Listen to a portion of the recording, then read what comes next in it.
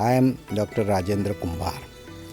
Friends, I am going to discuss with you important features of databases which were useful for research purpose. There are a number of databases in the world. Some of them are available free of cost. Some of them are actually cost-based or subscription-based databases. To begin with, I am going to discuss with you valuable features of Google Scholar.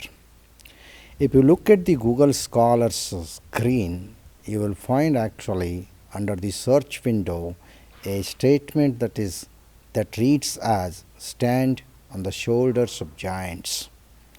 What I mean by this is that as a researcher, if you want to use the knowledge, the experience, the intelligence of the giants, then you must refer to the writings. And it is the Google Scholar that enables you to access the literature that has been produced by the giants of the given subject field. That is the reason a very meaningful statement, quotation, has been put on the Google Scholar's homepage called "Stand on the Shoulders of Giants." Friends, what are the features why it becomes a useful database for researchers? One, it is useful for getting scholarly literature. Now, what they mean by scholarly literature is a literature that has been produced by scholars, that has been produced in a scholarly journals. This is what they mean by scholarly literature. Google Scholar, as a database of scholarly literature, is a multidisciplinary database. Thereby, I mean that you are able to find literature across the disciplines, whether it is the chemical sciences, biological sciences, social sciences, so on and so forth. All the disciplines and subjects are covered by Google Scholar. Of course, it does cover the different types of documents such as books, articles, theses, etc.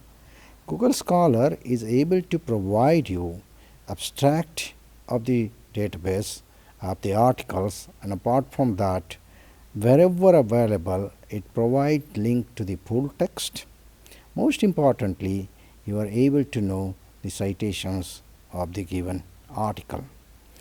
Google Scholar, apart from its vast coverage, is also important because of its search facilities. As any other database, Google Scholar too has a simple search and advanced search facilities. By using the simple search facility, you can search literature by subject, by title, by author, or by any keywords that you have. This is the simplest of the search facilities Google Scholar has made available. Then, of course, you have got advanced search facilities where you can search exact phrase, which otherwise we used to type in the inverted commas. Of course, you can also prescribe that search the particular term in title or anywhere in the article, or like the not in the Boolean operators, you can also say that search the database without a particular term, and you can type that term in the advanced search window. Google Scholar do allow you to prepare a alert so that once you enter your email address and the keywords on which you want alerts to be sent by the Google Scholar, you keep on receiving automatically the latest articles and other information sources published on the topic. When you look at one particular entry in the Google Scholar, you do find actually information divided into 4 segments. In the first segment, you find title of the article, which is a hyperlinked one. If you click to this, you will be led to the full text if it is available, or the source where it may be available. And the second line of the bibliography of the entry in Google Scholar, you do find actually name of the author or authors and bibliographical details such as name of the journal, volume number, issue number, page numbers, etc. On the third segment, third part of the entry in a Google Scholar retrieved items, you find abstract of the document that has been retrieved. The last line do contain number of valuable items of information. For example, the very first in the fourth line item is called as cited by. By cited by means that by how many people your article, this particular article, has been cited. This is very useful to know actually impact of this particular article. For example, if you identify two articles on a topic, the first one is cited by 10 researchers and the second one is cited by 100. That means the second article has a wider impact because it has been used and cited by 100 researchers. That is why this bit of information provided in the fourth part or the last part of your entry in Google Scholar, that is cited by, brings to you very valuable information. Next component on this line is been a hyperlinked phrase called related articles. Friends, by related articles here means you have just now actually reading an entry having an XYZ title written by ABC author and having a specific abstract.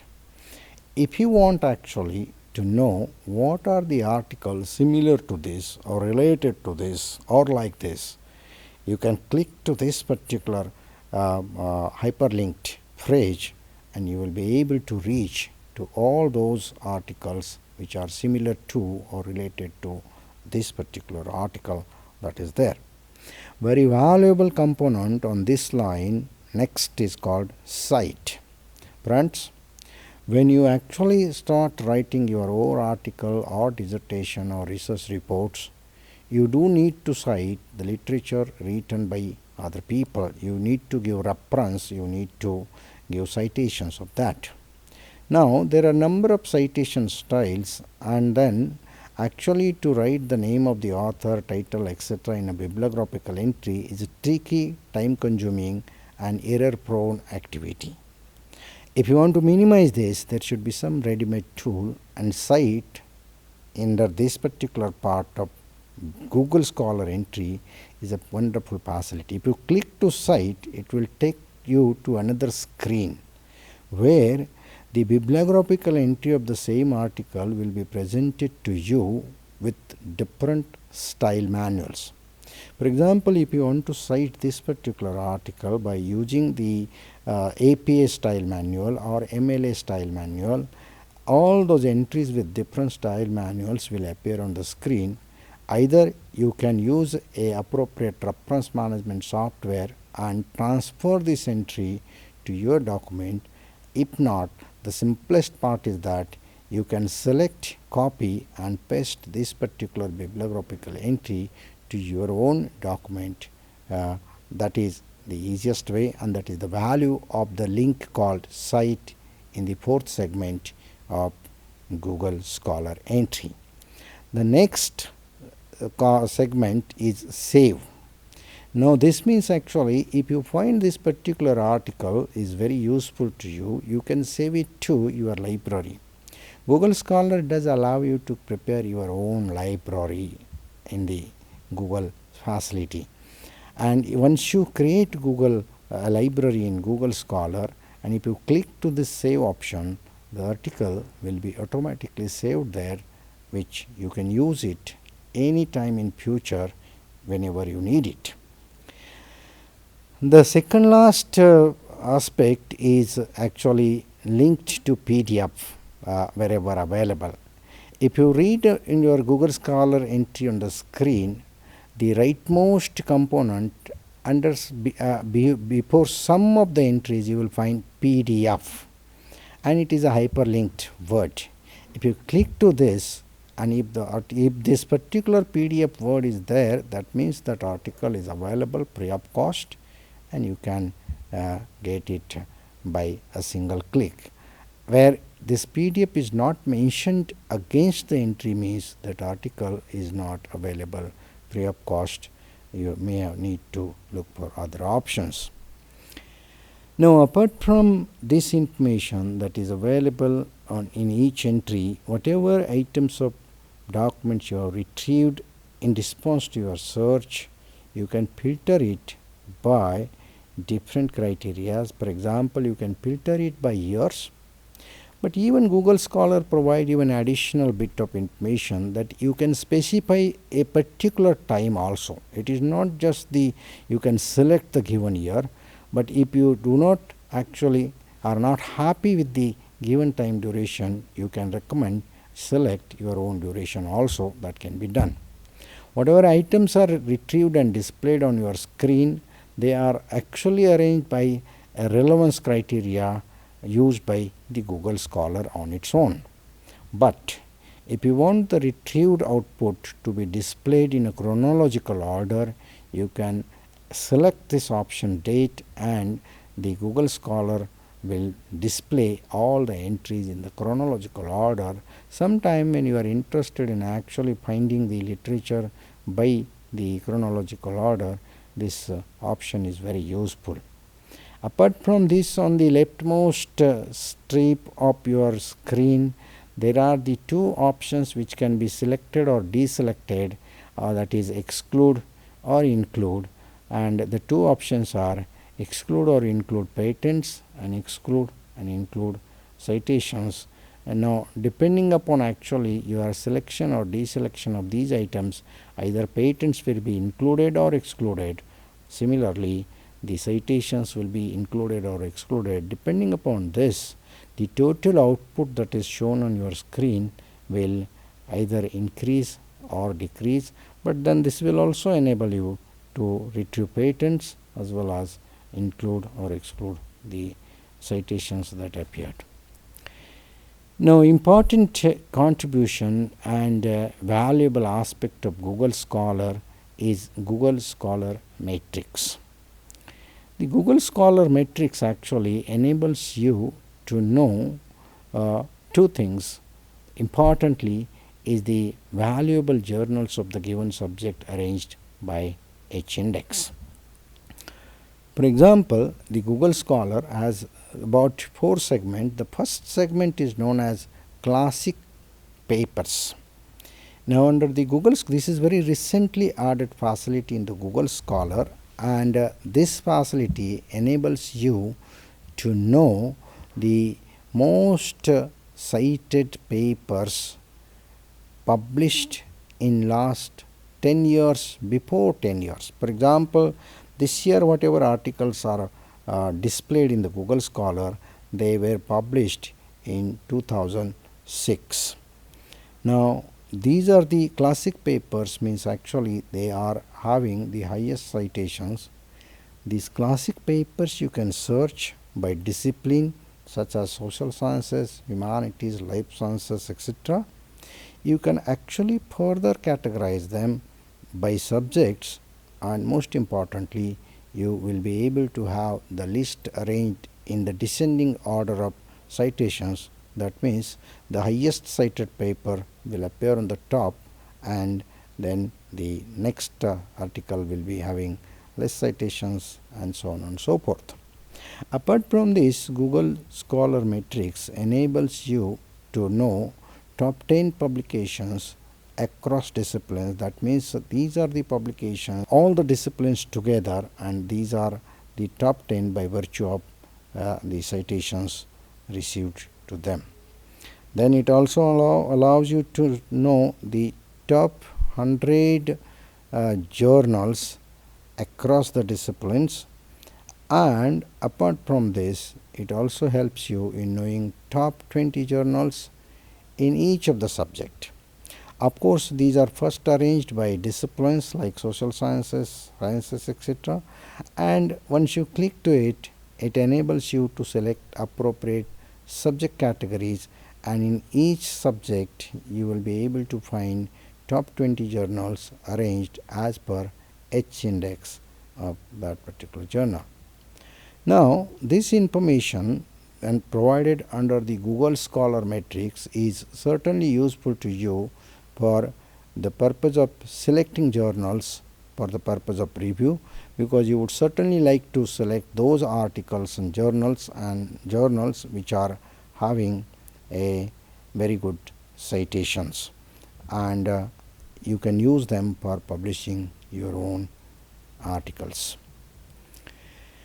Google Scholar's another important feature from researchers' point of view is that you can prepare your own profile. Friends, it is wonderful to have your profile on the net, and a dynamic one with reference to the citations received to your publications. That means it must actually add the count or the number of newly cited article of yours.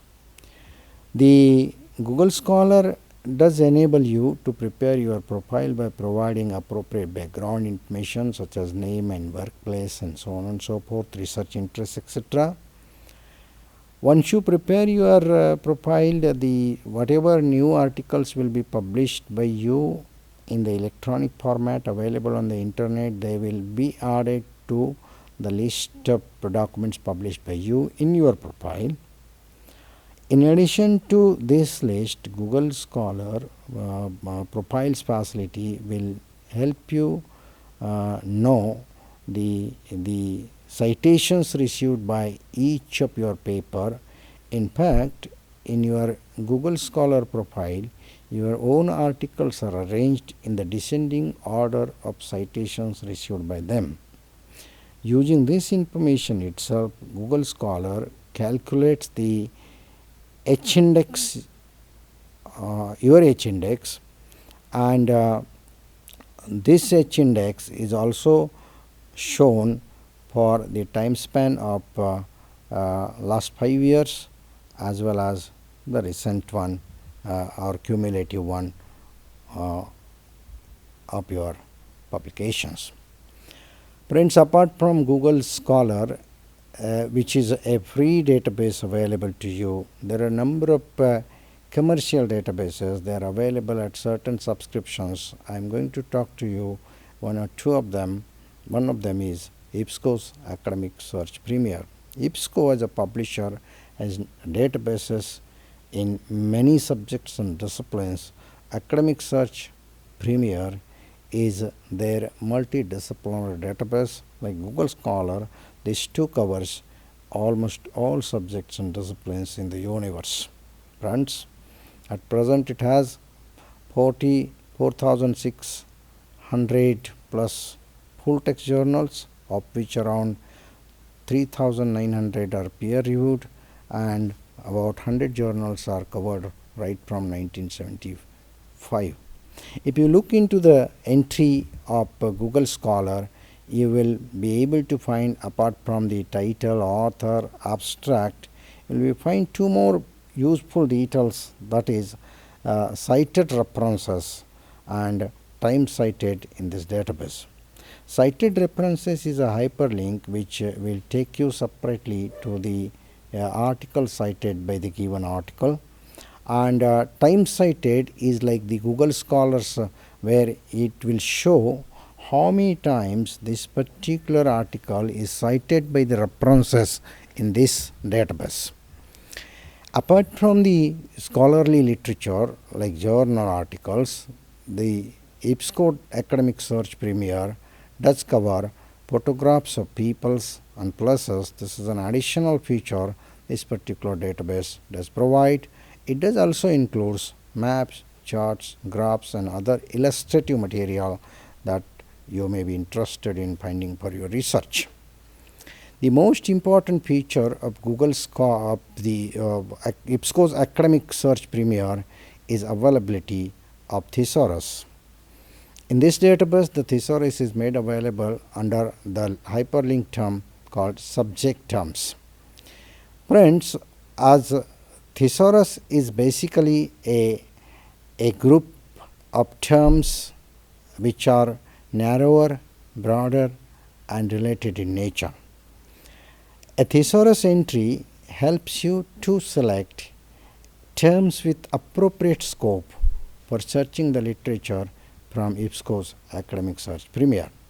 Here is an example that I am presenting to you, which should help you to present the information, search the information from IPSCO's Academic Search Premier.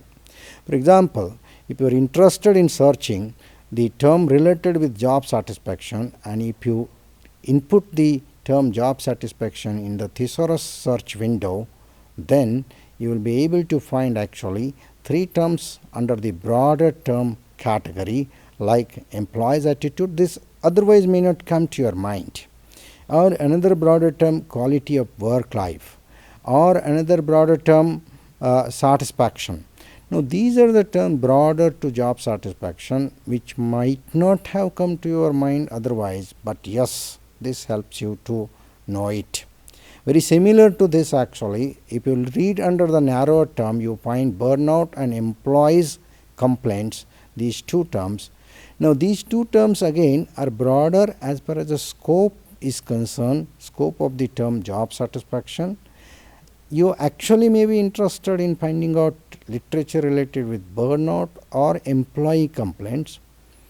Ordinarily, these terms may not come to your mind, but when you go to the IPSCO's Academic Search Premier's Thesaurus component, you will be able to find out these terms and you will be able to select the appropriate terms from these.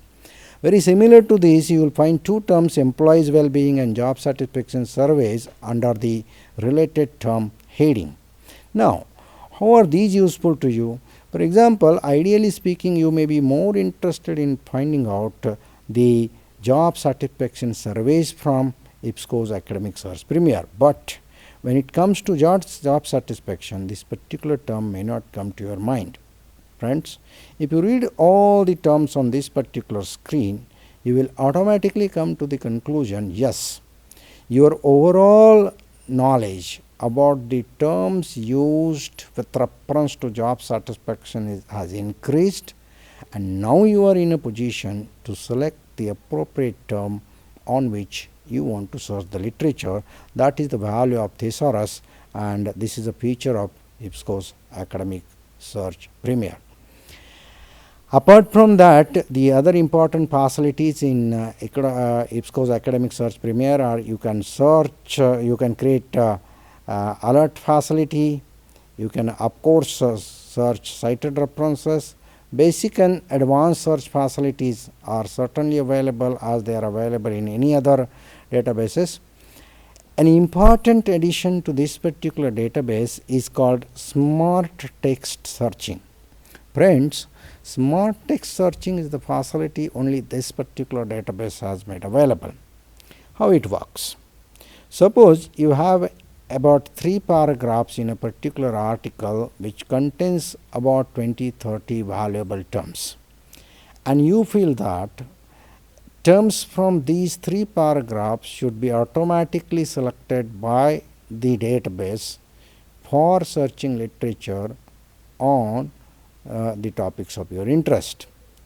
In this case, what you can do, you can select those 3 paragraphs and paste it into the search smart text search window. The whole 3 paragraphs can be inputted there, that is cut paste facility can be used. As a result, the system will be able to actually identify keywords from this text that has been input to the smart search text facility, and it will be able to retrieve more relevant documents for which you need not to individually type each of the term in your search window. IPSCO's Academic Search Premier does provide you various filters, such as if you are interested in finding only full text articles, you can do that. If you are interested in finding only peer reviewed articles, you can do that. If you want to actually filter it by type of document, say for example, you want the database to search only academic journals and exclude commercial journals, that is possible. If you want actually the database should retrieve only review articles, many times they are very useful because they do cover lot of literature, or if you are interested in finding only books, you can do that.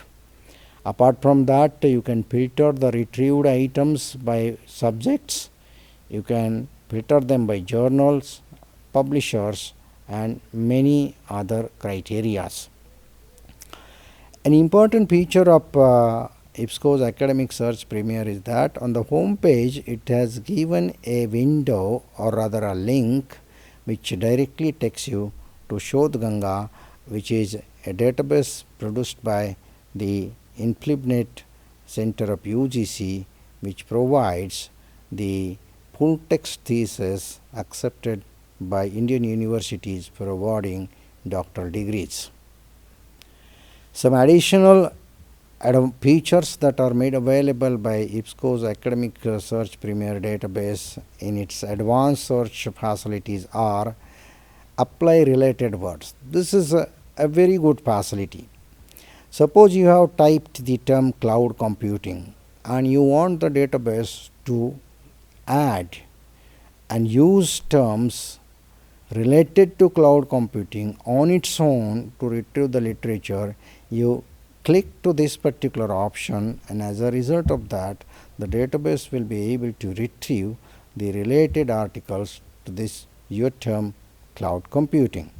Very similar to that, suppose you really don't know the synonymous term to a particular term. Say for example business cycles, say for example the indirect taxes. If there are other equivalent terms you do not know, what you can do is that from IBSCO's Academic Search Premier's advanced search strategies, you can click to this particular option called apply equivalent subjects.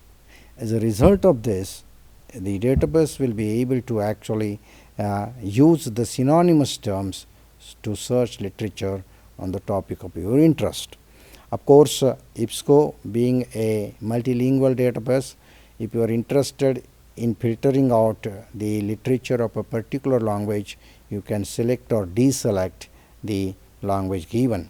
And as I mentioned there, it helps you to filter out charts, graphs, and even black and white or colored photographs. These are the additional features the IBSCO's Academic Search Premier brings to you. All in all, a very useful multidisciplinary database, useful to researchers in almost all subject areas.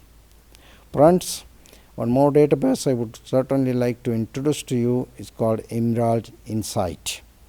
Now, it covers publications that are published by Emerald itself. Unlike other databases, this particular database does not cover the journals published by the other publishers. They cover only their own publications. They have a vast number of journals.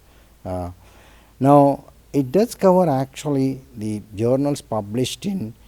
It does has a simple search facility where you can search articles, chapters, and case studies. Friends, if you look at those three terms, these are the three pull down options that are made available, or browsing options that are made available by the Emerald database. For example, if you are interested only in searching articles, you can do that. But if you are interested in searching chapters from e-books, yes, Emerald does provide you that facility too.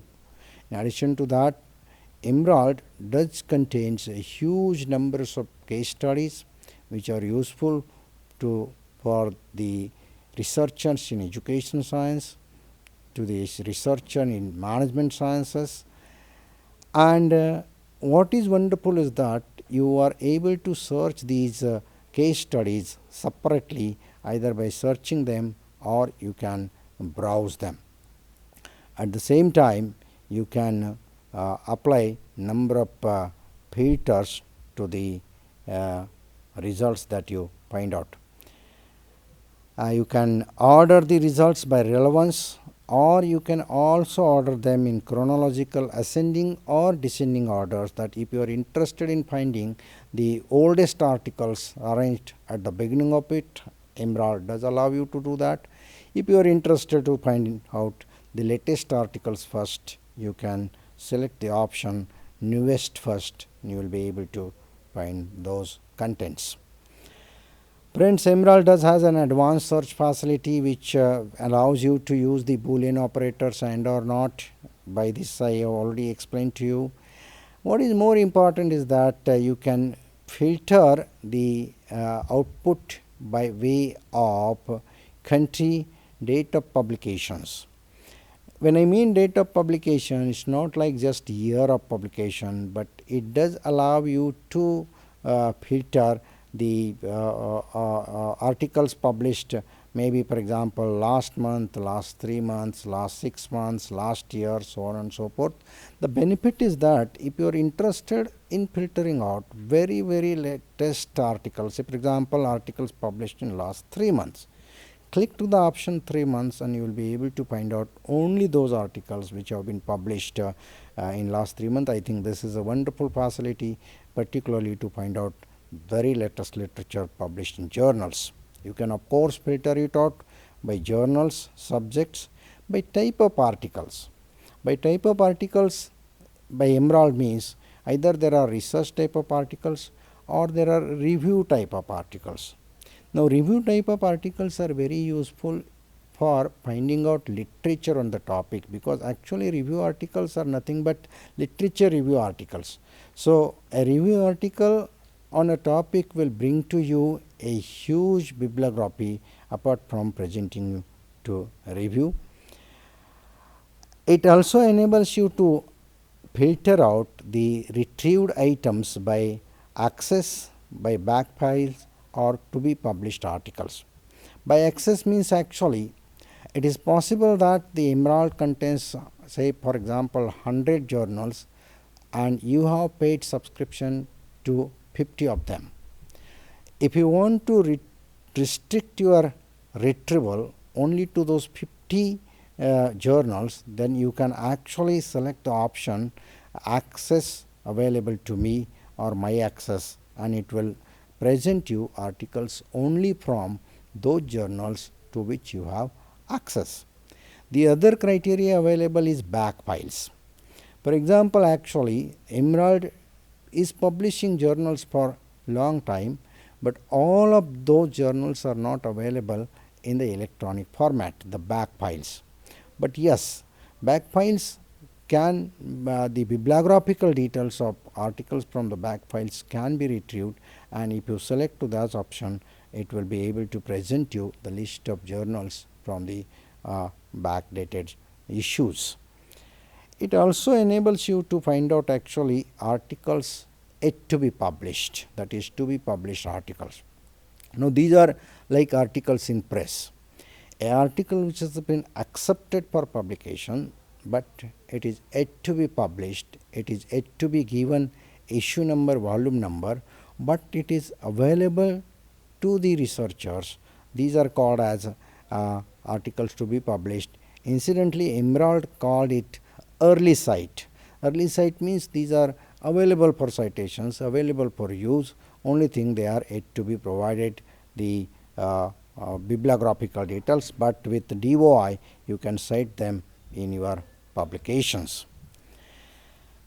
The additional help that Emerald provides to you is very unique to Emerald itself.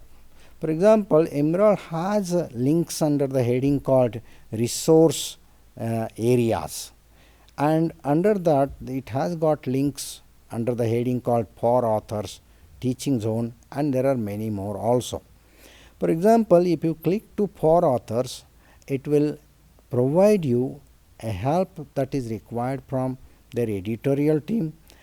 It will provide you help in knowing how to write research articles, and so whenever you are interested in publishing something as an author, the additional help is being made available by Emerald under the caption for authors under resource areas. If you click to the teaching zone under the resource areas option, you will find actually tips for lectures. These are more useful for teachers. You will find links to case studies. You will find actually links to interviews and issues in education, book reviews. All this information is certainly very useful for the teaching community.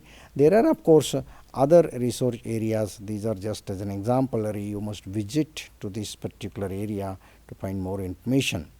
If you open an individual article from Emerald, you will find actually the three valuable items of information. One is most cited articles. This is very useful.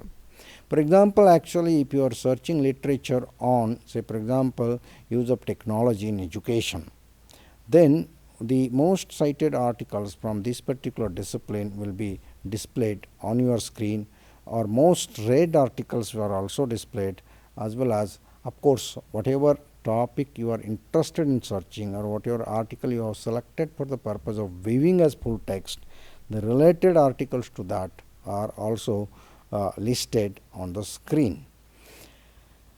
One more database I would like to discuss with you, and that is the Jstor. Jstor, ideally speaking, stands for general store. That means journals are brought together under one platform.